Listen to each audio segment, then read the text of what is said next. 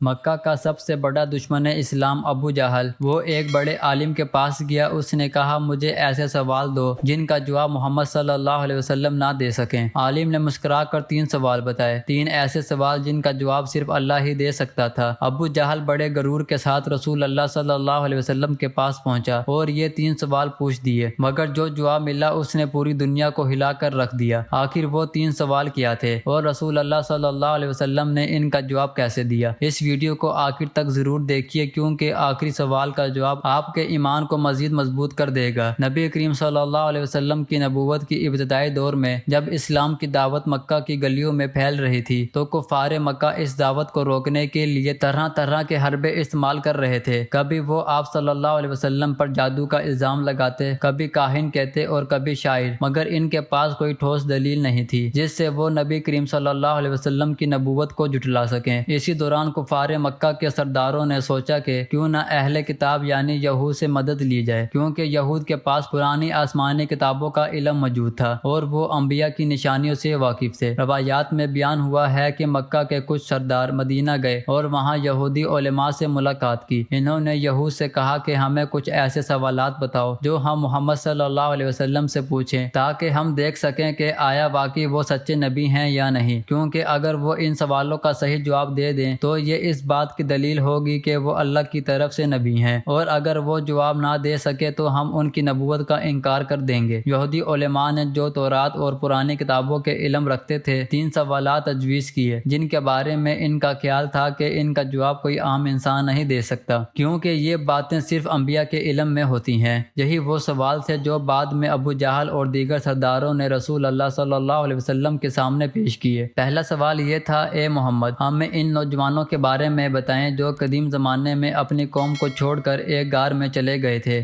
ان کا کیا واقعہ تھا اور ان کی تعداد کتنی تھی؟ یہ دراصل اصحاب کہف کا واقعہ تھا، وہ چند نوجوان جو ایک ظالم بادشاہ کے دور میں توحید پر قائم رہنے کی خاطر اپنے شہر سے نکل کر ایک غار میں پناہ گزین ہو گئے اور اللہ تعالیٰ نے انہیں کئی 100 سال تک نیند میں سلا دیا۔ یہ واقعہ اس زمانے کے عرب لوگوں کے لیے مکمل طور پر نامعلوم تھا۔ یہ کوئی ایسی بات نہیں تھی جو مکہ کی روایات یا شاعری میں پہلے سے موجود ہو۔ یہ ایک ایسا واقعہ تھا جس کا علم صرف اہل کتاب کو تھا اور وہ بھی جزوی طور پر۔ دوسرا سوال یہ تھا کہ ہمیں اس عظیم بادشاہ کے بارے میں بتائیں جس نے زمین کے مشرق سے مغرب تک سفر کیا۔ اس کا کیا واقعہ تھا؟ یہ اشارہ تھا ذوالقرنین کی طرف، ایک نیک اور طاقتور بادشاہ جسے اللہ تعالیٰ نے زمین میں اقتدار عطا کیا اور جس نے مشرق و مغرب کا سفر کیا اور یاجوج ماجوج کے مقابلے میں ایک عظیم دیوار تعمیر کی۔ یہ واقعہ بھی اس دور کے عرب معاشرے میں تقریباً نامعلوم تھا۔ یہودی علماء کا خیال تھا کہ اگر محمد صلی اللہ علیہ وسلم کو اس بادشاہ کی تفصیلی کہانی معلوم ہوگی تو یہ اس بات کا ثبوت ہوگا کہ انہیں یہ علم کہیں باہر سے یعنی وحی کے ذریعے حاصل ہوا ہے۔ تیسرا اور سب سے مشکل سوال یہ تھا، روح کیا ہے؟ یہ ایک ایسا سوال تھا جس کا تعلق مادی دنیا سے نہیں بلکہ اس پوشیدہ حقیقت سے تھا جس کے بارے میں اللہ تعالیٰ کے سوا کسی کو مکمل علم نہیں۔ یہودی علماء کو یقین تھا کہ اگر محمد صلی اللہ علیہ وسلم نے اس سوال کا جواب دینے کی کوشش کی تو وہ لازماً غلطی کریں گے، کیونکہ یہ ایسا معاملہ ہے جس کی حقیقت انسانی عقل کی رسائی سے باہر ہے۔ یہ تینوں سوال لے کر مکہ کے سردار جن میں ابو جہل بھی شامل تھا اور رسول اللہ صلی اللہ علیہ وسلم کے پاس بڑے غرور اور تنزیہ انداز میں پہنچے اور یہ سوال پوچھ دیے، اس امید کے ساتھ کہ اب محمد صلی اللہ علیہ وسلم لاجواب ہو جائیں گے۔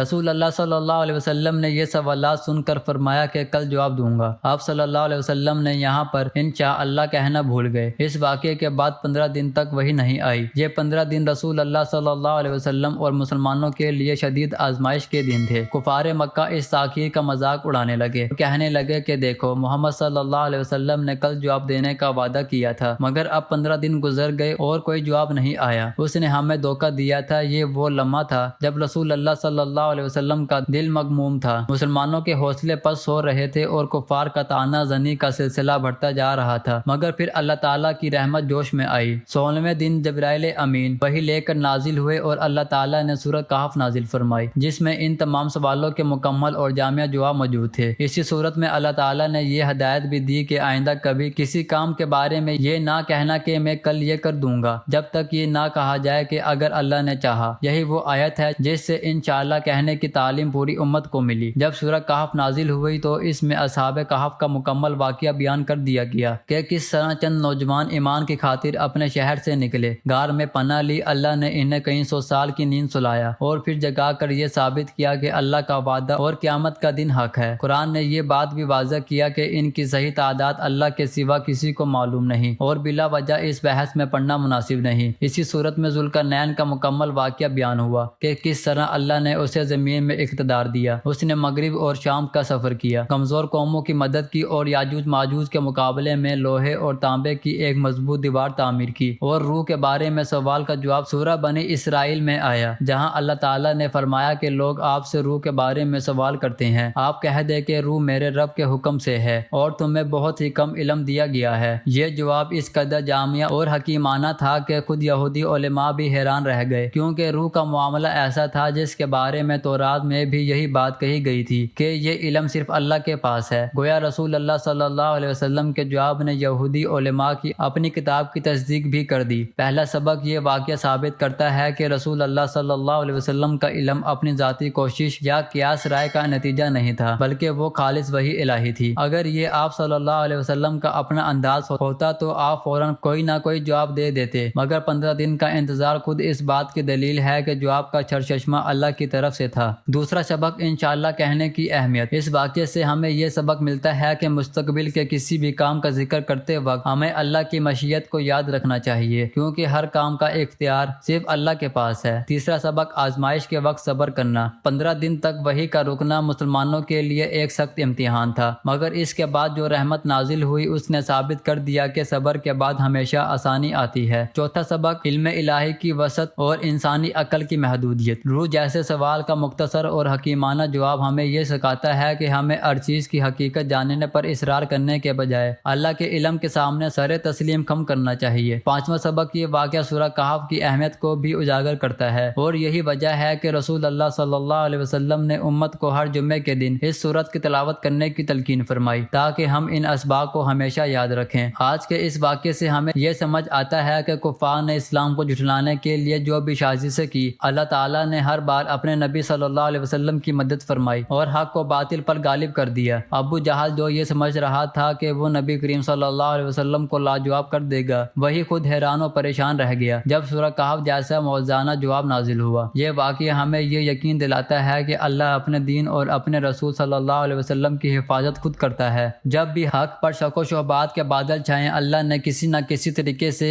حقیقت کو روشن کر دیا، اور ہمارے لیے بھی یہی سبق ہے۔ جب زندگی میں مشکل سوالات آئیں، جب آزمائشیں لمبی ہو جائیں، تو صبر اور یقین کے ساتھ اللہ کی مدد کا انتظار کرنا چاہیے، کیونکہ اللہ تعالیٰ کی مدد ہمیشہ حکمت کے ساتھ اور صحیح وقت پر آتی ہے۔ اگر یہ واقعہ آپ کے لیے نیا اور معلوماتی رہا ہو تو اس ویڈیو کو لائک کریں، اپنے دوستوں اور خاندان کے ساتھ شیئر کریں تاکہ زیادہ سے زیادہ لوگ سیرت نبوی کے یہ روشن پہلو جان سکیں۔ اگر آپ اسی طرح کے مزید ایمان افروز واقعات دیکھنا چاہتے ہیں تو ہمارے چینل کو سبسکرائب کریں اور بیل آئیکن دبانا نہ بھولیں تاکہ آپ کو ہر نئی ویڈیو کی اطلاع سب سے پہلے ملے۔ اللہ تعالی ہم سب کو قرآن کریم کو سمجھنے اور اس پر عمل کرنے کی توفیق عطا فرمائے، آمین۔